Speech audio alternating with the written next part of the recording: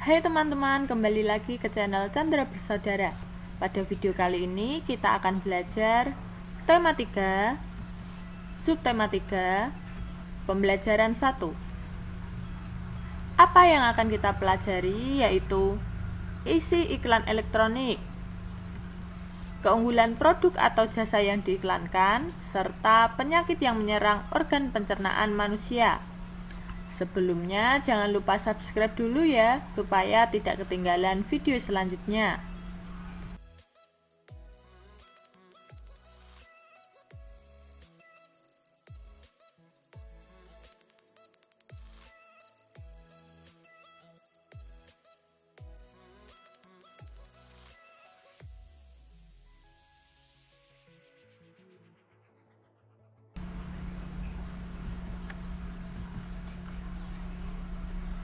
Pagi itu, Siti, Lani, dan teman-temannya berbincang mengenai pembelajaran yang telah mereka lakukan sebelumnya. Apa yang mereka perbincangkan?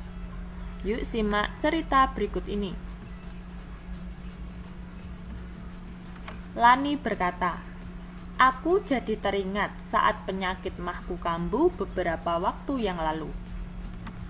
Siti kemudian menjawab, "Iya, aku juga masih ingat betapa pentingnya menjaga kesehatan pencernaan ya. Saat pencernaan kita sakit, pastinya tidak akan ada asupan makanan yang maksimal untuk tubuh kita." Dayu kemudian berkata, "Kalau aku pernah merasakan sakit gigi, wah aku betul-betul tidak bisa makan saat itu. Perut terasa melilit karena lapar, tetapi gusiku membengkak karena sakit gigi." Siti kembali berkata, "Betul, gigi merupakan bagian dari organ penyusun sistem pencernaan kita yang berada di rongga mulut. Gigi, lidah, dan ludah bekerja sama mencabi, memotong, dan menggerus makanan hingga berukuran kecil-kecil. Makanan yang sudah berukuran kecil tersebut dibolak-balik oleh lidah dan dengan bantuan ludah yang menyelubunginya. Makanan dapat dengan mudah meluncur ke dalam esofagus."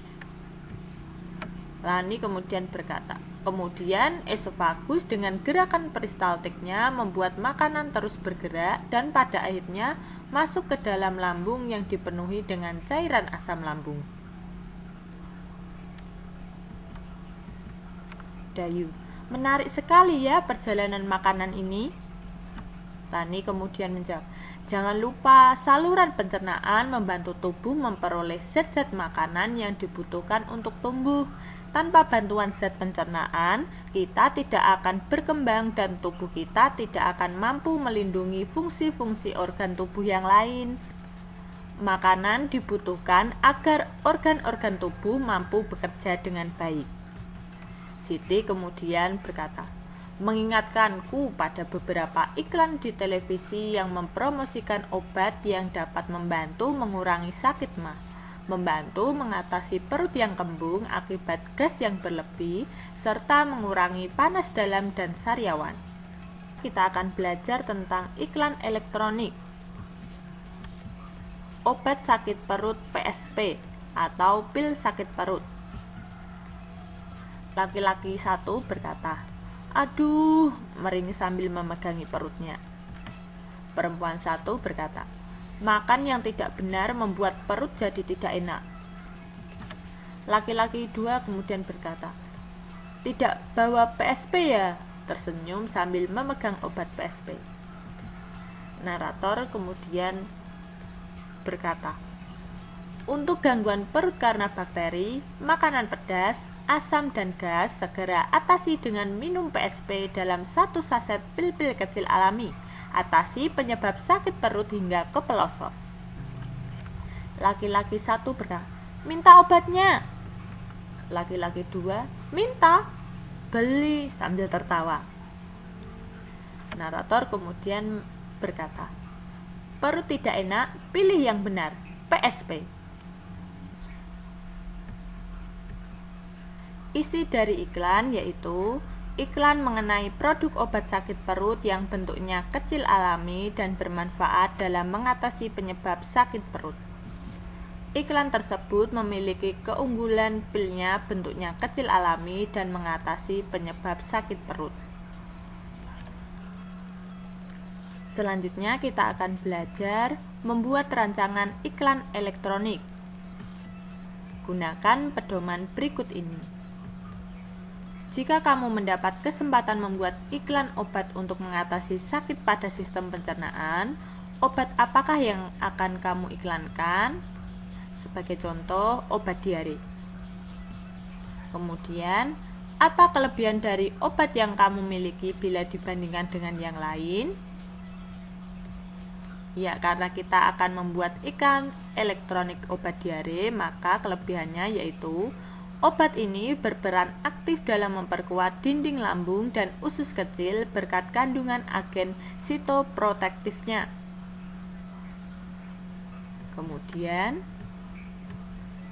apa yang membuat sebuah iklan di media elektronik tersebut menarik untuk ditonton? Iya, betul sekali, penggunaan bahasanya. Kemudian, menyertakan informasi detail produk.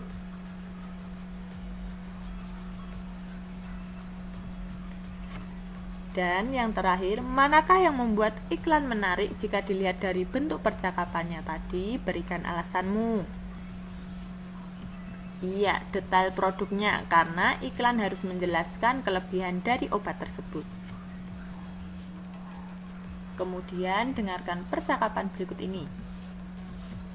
Edo berkata, "Wah, ternyata menarik sekali ya kegiatan belajar kita hari ini." Benny berkata, "Iya Do, sedari tadi aku memperhatikan betapa asyiknya kamu mengerjakan semua tugas. Kamu sampai lupa makan siang ya." Edo berkata, "Oh iya Benny, aku sampai lupa. Bahaya nih, mahku bisa kambuh lagi. Padahal setelah ini kita akan belajar sistem pencernaan. Aku perlu energi agar dapat konsentrasi pada pelajaran berikutnya." Benny kemudian berkata, "Betul sekali Do, tubuh memerlukan energi yang didapat dari makanan yang kita konsumsi dan dicerna oleh sistem pencernaan tentunya. Ayo Do, kamu makan siang dulu." Edo berkata, "Baiklah, terima kasih ya Ben sudah mengingatkan."